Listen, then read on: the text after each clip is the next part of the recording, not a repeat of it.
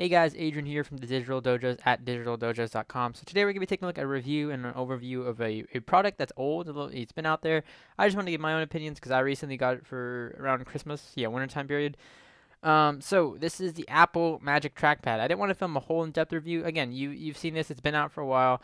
I'm sure a lot of you know what it looks like, and if you're watching this video for any reasons, if you're looking to buying one and stuff like that, that's the reason I still wanted to post this video, even though again it's been out for a while.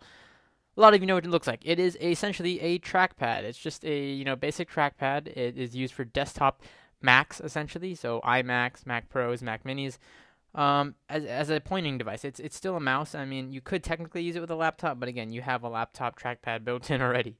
So the Magic Trackpad, it doesn't normally look like this right here. The end battery right here is a Mobi battery pack, so I can charge it in my it's a rechargeable battery essentially for the Magic Trackpad. I've done a review on that. If you're interested in checking out some of that, I will post a link or an annotation to that in this video.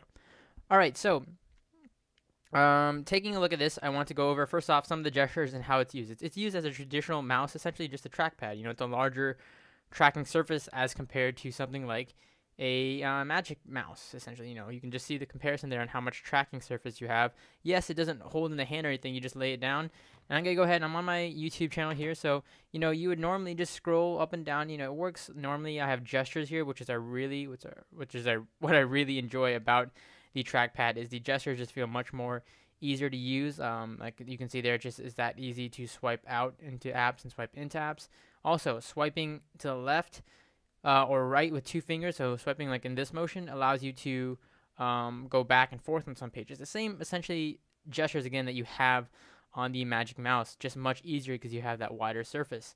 Now, the way the trackpad works, a lot of people think it's actually clicking on the surface. You're not actually, this isn't what's enabling you to that click. I mean, yes, this does have, does track your finger on this glass. This is a glass top, but these two white rubber stoppers on the end is actually what clicks. So if you click that, you can actually feel the click, and you can actually see right there on the screen, it's actually highlighting that text because I'm clicking. So this is what's actually getting the click. This is just the tracking surface for the multi-gestures, etc. You can enable it so you can tap on this to click. That works also. And I just want to go in here into the settings on macOS 10 that you can see here. Here's the Magic Trackpad settings. So you can see you're zooming in and out. It's all the basic gestures that you're commonly used to on iOS perhaps, or with the Magic Mouse. Point and click as well. You can do tap with one finger. I like that. You can also physically press down on the trackpad. Secondary click can be two fingers. All this stuff, you can change tracking speed, more gestures, etc.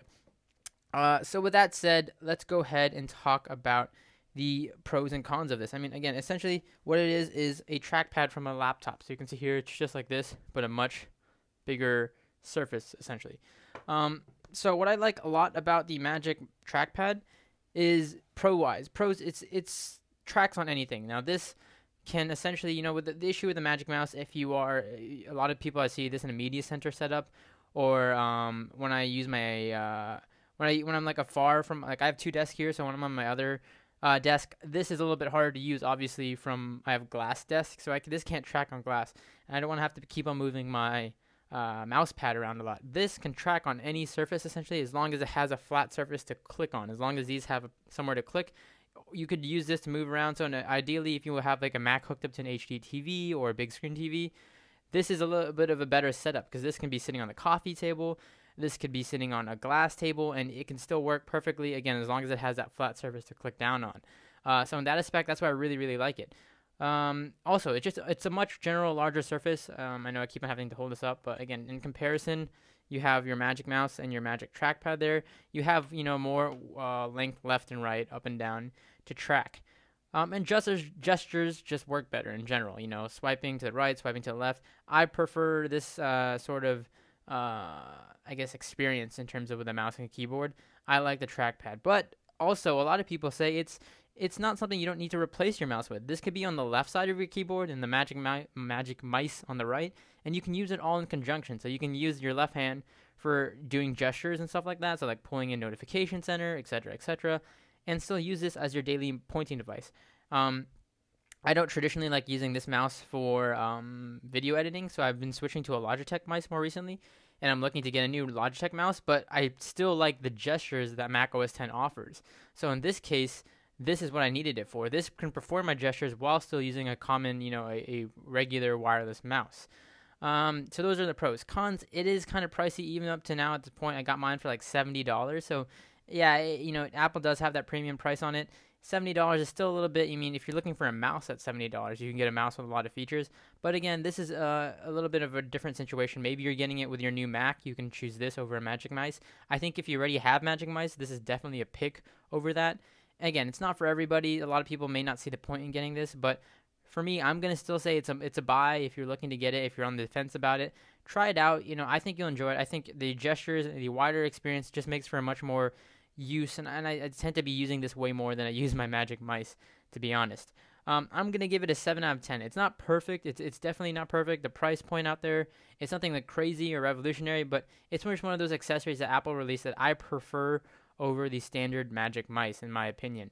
And I want to give a tip out there for not just trackpad users, but for Magic Mice users. There's a cool tool out there called Better Touch Tool. So if you see Better Touch Tool right here, you can check it out. It's a really, really awesome tool that allows you to customize gestures for your Magic Mice and or trackpad to allow you to add gestures. So for example, you can make a gesture. So take 3 fingers and swipe left or up and down. You can change the gestures so they do certain things like open custom applications, volume up, volume down.